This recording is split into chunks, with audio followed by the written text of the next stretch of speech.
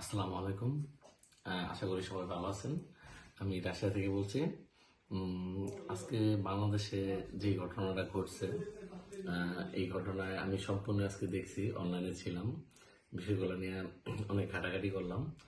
তো মানুষ এতটা ফ্রাস্ট্রেটেড, মানে আওয়ামী লীগের প্রতি এতটা ফ্রাস্ট্রেটেড, এটা আমি আগেও জানছিলাম। গত 5ই আগস্টে যে ঘটনাটা, সেখান থেকে আমি অনেকটা উপলব্ধি করতে পারছিলাম যে বাংলার মানুষ কতটা আওয়ামী লীগকে ঘৃণা করে। কিন্তু আওয়ামী লীগের এই বারবার উস্কানিমূলক কথার কারণে আজকে কিন্তু এই ঘটনাটা ঘটছে।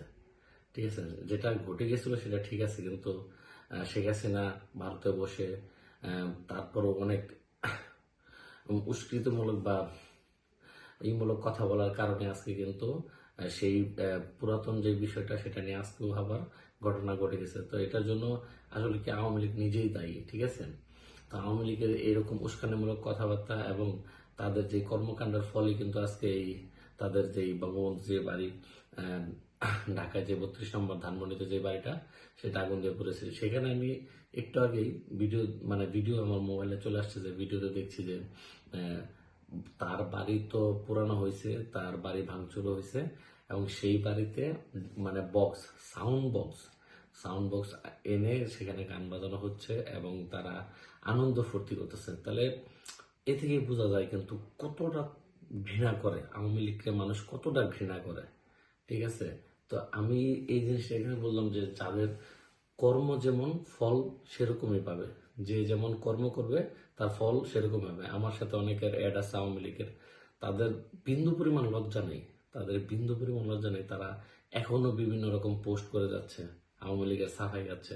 কিন্তু আওয়ামী লীগ যে কর্মকাণ্ড করে গেছে এগুলো তারা কখনোই বলতে পারতেছে না। আসলে একজন মানবিক দিক থেকে কিন্তু এই কথাগুলো বলা উচিত, যে আওয়ামী লীগের যে কর্মকাণ্ডগুলো নিজের মানবিক দিক থেকেও বলা উচিত। সবার আগে মানবতা, তারপরে দল, তারপরে অন্য কিছু। ঠিক আছে, তো আমি এই কথাই বলবো যে বাংলাদেশের আওয়ামী লীগ ছাড়াও আরো অনেক গুরুত্বপূর্ণ দল আছে, বড় বড় দল আছে, তাদের আওয়ামী লীগ থেকে শিক্ষা নেওয়া উচিত এবং দেশের জন্য ভালো কিছু করা উচিত। যদি আরো নতুন রাজনৈতিক দল আসে, তাদের উচিত দেশের জনস্বার্থে এবং দেশের কল্যাণে কাজ করা, যাতে বাংলাদেশটা একটা বহির্বিশ্বে বা পুরো পৃথিবীতে একটা নাম কামাতে পারে এবং সুনাম অর্জন করতে পারে। এটা আমাদের সকল জনগণের আশা এবং বিশ্বাস। আমি চাইবো পরবর্তী যে রাজনৈতিক দলই ক্ষমতা আসুক না কেন, তারা দেশের জন্য ভালো কিছু করবে। আসসালামু আলাইকুম।